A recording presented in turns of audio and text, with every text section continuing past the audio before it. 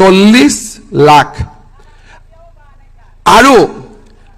অৰুণোদয়ত আমি কি কৰিছো 1000 টকাৰ পৰা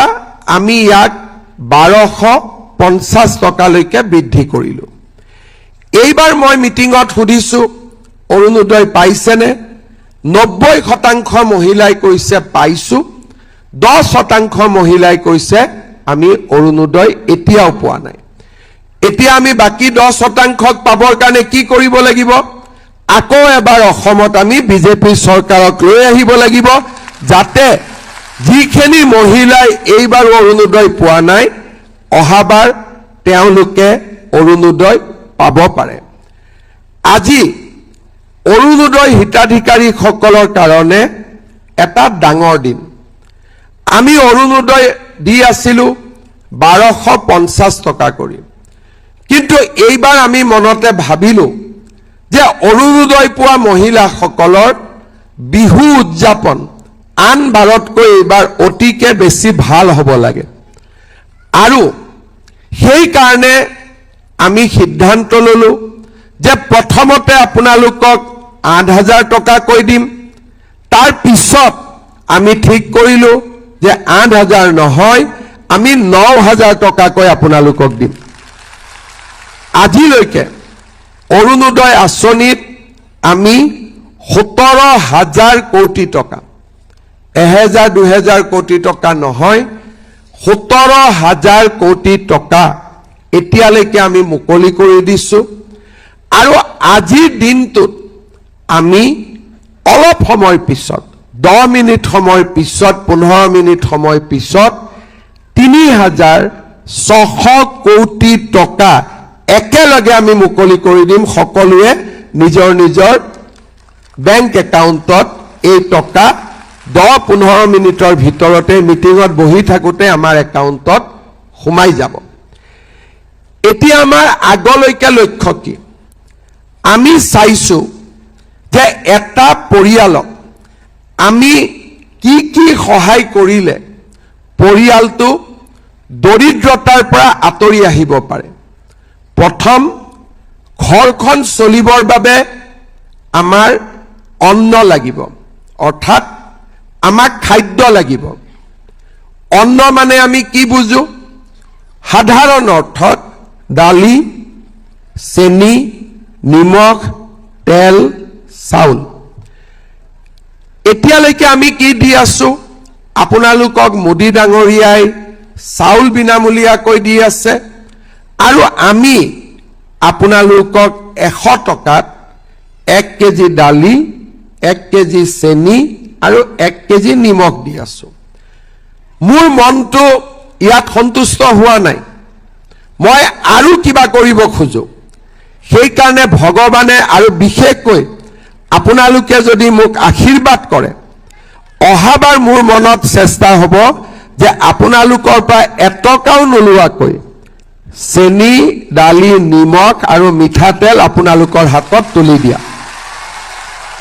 ভাল হ'বনে বেয়া হ'ব সঁচাই ভাল হ'ব তাৰ লগতে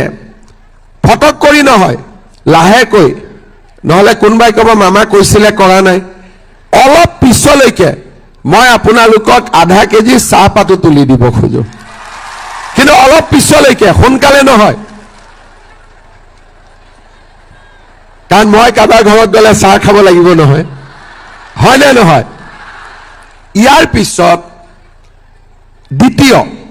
অন্ন হল কিন্তু ঘৰখনৰ মহিলাৰ হাতত যদি টকা থাকে অৰ্থনৈতিকভাৱে শক্তিশালী হৈ থাকে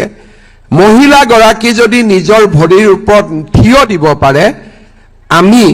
হাজবেণ্ড সকলে তেতিয়া মহিলাসকলক সন্মান কৰো আমাৰ ওয়াইফ সকলক আমি সন্মান কৰো এতিয়া অৰুণোদয় আজি যে 9000 টকা আপোনালোকৰ একাউণ্টত পাব একাউণ্টৰ পৰা টকা তুলিয়াবৰ কাৰণে সকলো হাজবেণ্ডে মটৰচাইকেলৰ পিছত আমাৰ বাইদেউ সকলক আজি উঠাব মই ঠিক কৈছো নে নাই সেই কাৰণে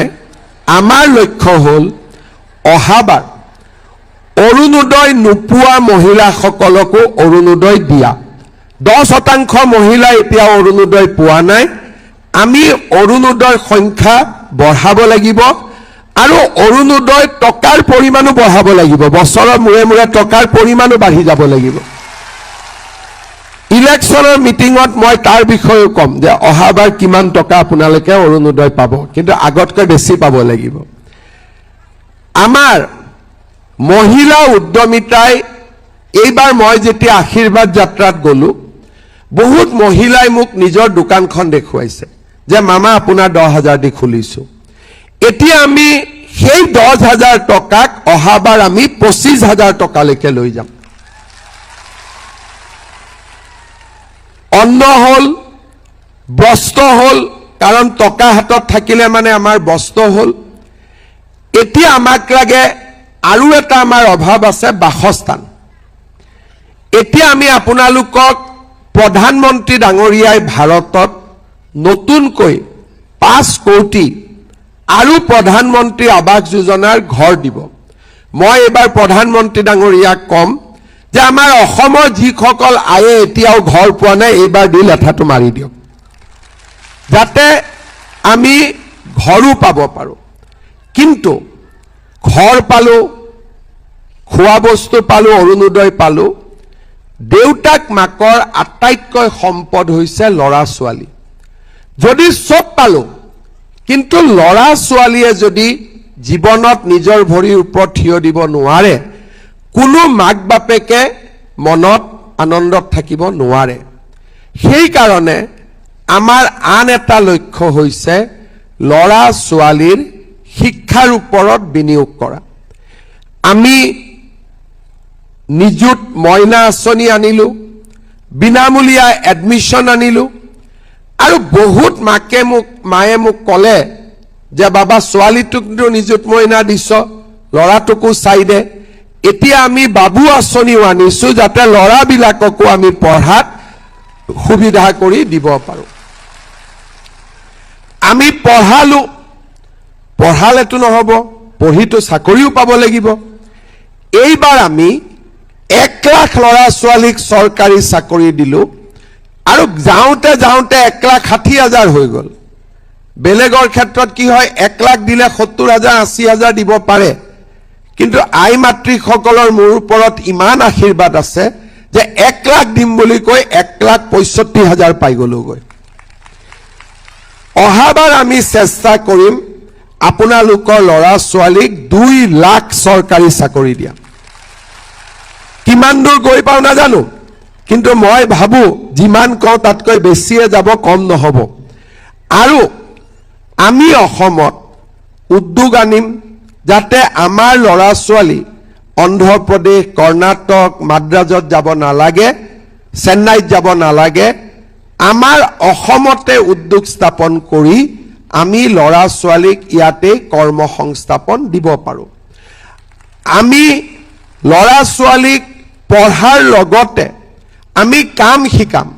স্কিল শিকাম উদ্যমিতা শিকাম এইবাৰ আমি 1 লাখ যুৱক যুৱতীক নিজৰ ভৰিৰ ওপৰত নিজে থিয় দিবৰ কাৰণে ব্যৱসায় কৰিব 2 লাখ টকা কৈ দিছো অহাবাৰ আমি 10 লাখ লৰা ছোৱালীক আমি নিজৰ ভৰিৰ ওপৰত নিজে থিয় হবৰ কাৰণে আমি সহায় কৰিম তাৰ মানে আপোনালোকে চিন্তা কৰক আপোনালোকৰ খোৱা বস্তুখিনিৰ পৰা হাত খৰচৰ টকাৰ পৰা থকাৰ ঘৰলৈকে আৰু লৰা ছোৱালীৰ শিক্ষাৰ পৰা লৰা ছোৱালীৰ চাকৰিলৈকে কৰ্মসংস্থাপনলৈকে আজি আমি গোটেইবোৰ আমি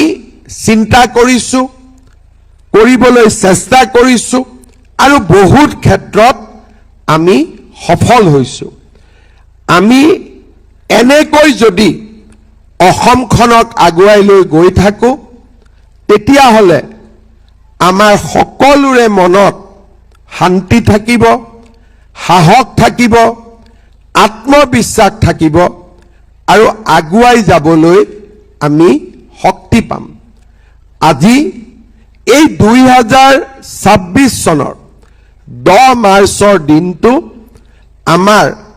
অসমৰ মহিলা সমাজৰ বাবে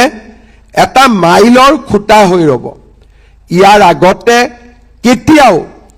আমাৰ আই মাতৃসকলে একেদিনাই একেলগে 9,000 টকা বহাগ বিহুৰ আগত কেতিয়াও পাব বা পাব পৰা নাছিলে। মহিলা উদ্যমিতা দিওঁতে মই কৈছিলোঁ যে এই 10,000 টকা আপোনালোকে ব্যৱসায়ত খৰচ কৰিব, ভাল কামত খৰচ কৰিব, কিন্তু এই 9,000 টকা কেনেকৈ খৰচ কৰিব লাগে মই নকওঁ। পৰিয়ালে আপোনালোকে যেনেকৈ ভাল দেখে আপোনালোকে এই 9,000 টকা আপোনালোকে খৰচ কৰিব আৰু আমাৰ বহাগ বিহুটো, বাপতি সাহোন আমাৰ বহাগ বিহুটো এইবাৰ সকলোৱে আপোনালোকে আনন্দৰে উদযাপন